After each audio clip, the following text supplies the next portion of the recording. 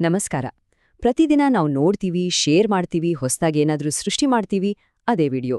ಅದ್ರದ್ದೇ ಕಥೆ ಇದು. ಇದು ಕೇವಲ ಒಂದು ಟೆಕ್ನಾಲಜಿ ಅಲ್ಲ, ಬದಲಿಗೆ ಇಡೀ ಜಗತ್ತನ್ನೇ ನಾವು ನೋಡೋ ರೀತಿಯನ್ನೇ ಬದಲಾಯಿಸಿದ ಒಂದು ಅದ್ಭುತ ಪಯಣ. ಸಿನಿಮಾ ಅದೊಂದು ಭವಿಷ್ಯವೇ ಇಲ್ಲದ ಆವಿಷ್ಕಾರ. ಈ ಮಾತನ್ನ ಹೇಳಿದ ಯಾರು ಗೊತ್ತಾ?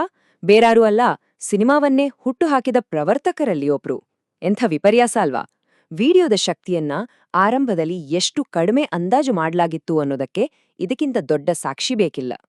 ಹಾಗಿದ್ರೆ ಬನ್ನಿ, ಒಂದು ಸಣ್ಣ ಕಲ್ಪನೆಯ ಕಿಡಿಯಿಂದ ಶುರುವಾಗಿ ಇವತ್ತು ನಮ್ಮ ಇಡೀ ಜಗತ್ತಿನ ಒಂದು ಮುಖ್ಯ ಭಾಷೆಯಾಗಿ ಬೆಳೆದು ನಿಂತಿರುವ ವಿಡಿಯೋದ ಈ ಮಹಾನ್ ಪಯಣದಲ್ಲಿ ನಾವು ಜೊತೆಯಾಗಿ ಸಾಗೋಣ. ನಮ್ಮ ಕಥೆಯ ಮೊದಲ ಅಧ್ಯಾಯಕ್ಕೆ ಹೋಗೋಣ. ಚಲನೆಯ ಕನಸು. ನಿಜ ಅಂದ್ರೆ ವಿಡಿಯೋದ ಬೇರುಗಳು ಇರೋದು ವಾಸ್ತವವನ್ನ, ಅಂದ್ರೆ ರಿಯಾಲಿಟಿಯನ್ನ ಸೆರೆಹಿಡಿಯಬೇಕು ಅನ್ನೋ ಮನುಷ್ಯನ ಹಳೆಯ ಆಸೆಯಲ್ಲಿ. ಸರಿ, ಈ ವಿಡಿಯೋ ಅನ್ನೋ ಮ್ಯಾಜಿಕ್ ಹಿಂದಿರೋ ವಿಜ್ಞಾನವನ್ನ ಸ್ವಲ್ಪ ಅರ್ಥ ಮಾಡ್ಕೊಳ್ಳೋಣ. ಪರ್ಸಿಸ್ಟೆನ್ಸ್ ಆಫ್ ವಿಷನ್ ಅಂತಾರೆ. ಅಂದ್ರೆ ನಮ್ಮ ಕಣ್ಣು ಮತ್ತು ಮೆದುಳು ಕೆಲಸ ಮಾಡೋ ಒಂದು ಸಣ್ಣ ಟ್ರಿಕ್ ಇದು.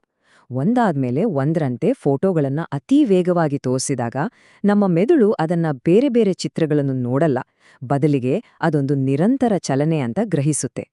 ಇಡೀ ವಿಡಿಯೋ ಪ್ರಪಂಚ ನಿಂತಿರೋದೇ ಈ ಒಂದು ಸರಳ ತತ್ವದ ಮೇಲೆ. ಸರಿ, ಥಿಯೇಟರ್ನ ದೊಡ್ಡ ಪರದೆಯಿಂದ ಶುರುವಾದ ಈ ಪಯಣ ಪ್ರತಿಯೊಬ್ಬರ ಮನೆಯ ಹಾಲ್ಗೆ, ಆ ಲಿವಿಂಗ್ ರೂಮ್ಗೆ ಹೇಗೆ ಬಂತು ಅಂತ ನೋಡೋಣ. ಈ ಟೈಮ್ಲೈನ್ ನೋಡಿ. 1930ರ ದಶಕದಲ್ಲಿ ಮೊದಲ ಟಿವಿ ಪ್ರಸಾರಗಳು ಶುರುವಾದವು. 50ರ ದಶಕದಲ್ಲಿ ಬಣ್ಣದ ಟಿವಿ ಬಂತು. ಅದು ಒಂದು ದೊಡ್ಡ ಬದಲಾವಣೆ. ಆದ್ರೆ 70ರ ದಶಕದಲ್ಲಿ ಬಂದ ವಿಸಿಆರ್ ನಿಜವಾಗ್ಲೂ ಒಂದು ಕ್ರಾಂತಿಯನ್ನೇ ಮಾಡಿತು.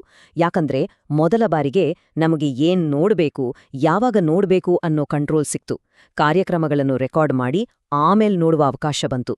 ಆಮೇಲೆ 90ರ ದಶಕದಲ್ಲಿ ಬಂದ ಡಿಜಿಟಲ್ ಡಿವಿಡಿಗಳು ಚಿತ್ರದ ಕ್ವಾಲಿಟಿಯನ್ನೇ ಸಂಪೂರ್ಣವಾಗಿ ಬದಲಾಯಿಸಿದ್ವು.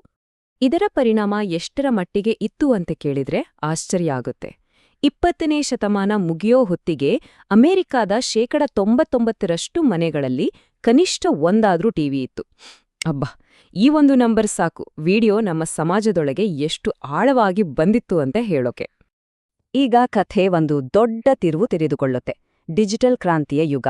ವಿಡಿಯೋ ಮಾಡುವ ಮತ್ತು ಹಂಚುವ ಶಕ್ತಿ ದೊಡ್ಡ ಸ್ಟುಡಿಯೋಗಳಿಂದ ಪ್ರತಿಯೊಬ್ಬರ ಜೇಬಿಗೆ ಬಂದು ಸೇರಿತ್ತು.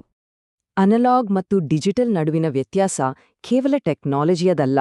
ಅನಲಾಗ್ ಜಗತ್ತಲ್ಲಿ ಒಂದು ಟೇಪ್ ಇತ್ತು, ಅದನ್ನ ಕಾಪಿ ಮಾಡಿದ್ರೆ ಕ್ವಾಲಿಟಿ ಕಡಿಮೆ ಆಗ್ತಿತ್ತು, ಅಂದ್ರೆ ಅದಕ್ಕೊಂದು ಮಿತಿ ಇತ್ತು. ಆದ್ರೆ ಡಿಜಿಟಲ್ ಅದು ಮಿತಿಯಿಲ್ಲದ ಜಗತ್ತು. ಇಲ್ಲಿ ಫೈಲ್ಗಳಿಗೆ ತೂಕವೇ ಇಲ್ಲ, ಎಷ್ಟು ಬೇಕೆಂದ್ರೂ ಕಾಪಿ ಮಾಡ್ಬೋದು, ಕ್ವಾಲಿಟಿ ಒಂದು ಚೂರು ಕಡಿಮೆ ಆಗಲ್ಲ. ಅಂದ್ರೆ ಒಂದು ರೀತಿ ಕೊರತೆಯಿಂದ ಸಮೃದ್ಧಿಯ ಜಗತ್ತಿಗೆ ಬಂದ ಹಾಗೆ. ಈಗ ನೋಡಿ, ವಿಡಿಯೋ ಮಾಡೋದು ಎಷ್ಟು ಸಿಂಪಲ್ ಆಗಿದೆ ಅಂತ.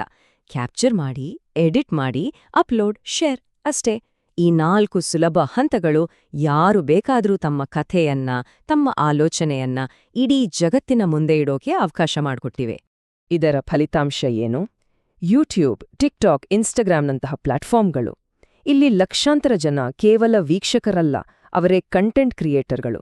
ವಿಡಿಯೋ ಈಗ ಕೇವಲ ನೋಡುವ ವಸ್ತುವಾಗಿ ಉಳಿದಿಲ್ಲ, ಅದೊಂದು ಸೃಷ್ಟಿಸುವ ಮಾಧ್ಯಮವಾಗಿದೆ. ಸರಿ, ನಾವು ಈಗ ಕಥೆಯ ಅತ್ಯಂತ ಪ್ರಮುಖ ಘಟ್ಟಕ್ಕೆ ಬಂದಿದ್ದೇವೆ. ಪರದೆಯ ಮೇಲೆ ಜಗತ್ತನ್ನು ನೋಡೋದು ನಿಜವಾದ ಜಗತ್ತನ್ನೇ ಹೇಗೆ ಬದಲಾಯಿಸಿತು? ಇದನ್ನ ಸ್ವಲ್ಪ ಯೋಚನೆ ಮಾಡಿ. ವಿಡಿಯೋ ಬರೋ ಮುಂಚೆ ಸುದ್ದಿ ಅಂದ್ರೆ ಯಾರೋ ಬರೆದದ್ದು ಅಥವಾ ರೇಡಿಯೋದಲ್ಲಿ ಹೇಳಿದ್ದು. ಮಾಹಿತಿ ನಿಧಾನವಾಗಿ ಬರ್ತಿತ್ತು.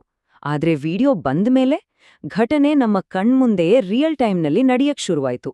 ಇದು ಸತ್ಯ ಮತ್ತು ವಾಸ್ತವದ ಬಗ್ಗೆ ನಮ್ಮ ಗ್ರಹಿಕೆಯನ್ನೇ ಬುಡಮೇಲ್ ಮಾಡ್ತು. ಶಿಕ್ಷಣ, ಸಾಮಾಜಿಕ ಚಳುವಳಿಗಳು, ರಾಜಕೀಯ, ನಮ್ಮ ವೈಯಕ್ತಿಕ ಸಂಬಂಧಗಳು, ಮನರಂಜನೆ, ಹೇಳಿ ಯಾವ ಕ್ಷೇತ್ರವನ್ನೂ ವಿಡಿಯೋ ಬದಲಿಸಿಲ್ಲ.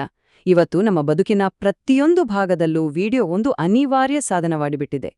ಹಾಗಿದ್ರೆ ಕಥೆ ಇಲ್ಲಿಗೆ ಮುಗಿದಿಲ್ಲ. ಮುಂದಿನ ಫ್ರೇಮ್ ಹೇಗಿರ್ಲಿದೆ? ನಮ್ಮ ಮುಂದೆ ಯಾವೆಲ್ಲಾ ಸವಾಲುಗಳಿವೆ? ಯಾವೆಲ್ಲ ಹೊಸ ಸಾಧ್ಯತೆಗಳಿವೆ? ಮುಂದಿನ ದಾರಿ ಇನ್ನೂ ರೋಚಕವಾಗಿದೆ. ಕೇವಲ ಟೆಕ್ಸ್ಟ್ ಕೊಟ್ರೆ ಸಾಕು ವಿಡಿಯೋ ಸೃಷ್ಟಿಸುವ ಆರ್ಟಿಫಿಷಿಯಲ್ ಇಂಟೆಲಿಜೆನ್ಸ್. ನಾವು ಒಂದು ಡಿಜಿಟಲ್ ಲೋಕದೊಳಗೆ ಹೋಗುವ ವರ್ಚುವಲ್ ಮತ್ತು ಆಗ್ಮೆಂಟೆಡ್ ರಿಯಾಲಿಟಿ, ಯಾವುದು ಸತ್ಯ ಯಾವುದು ಸುಳ್ಳು ಅಂತಲೇ ಗೊತ್ತಾಗದ ಡೀಪ್ ಫೇಕ್ಗಳು ಮತ್ತು ನಾವೇ ಕಥೆಯ ಭಾಗವಾಗುವ ಇಂಟರಾಕ್ಟಿವ್ ಕಥೆಗಳು. ಇವೆಲ್ಲ ಅದ್ಭುತ ಸಾಧ್ಯತೆಗಳ ಜೊತೆಗೆ ಹಲವಾರು ನೈತಿಕ ಪ್ರಶ್ನೆಗಳನ್ನು ನಮ್ಮ ಮುಂದೆ ಇಡುತ್ತಿವೆ.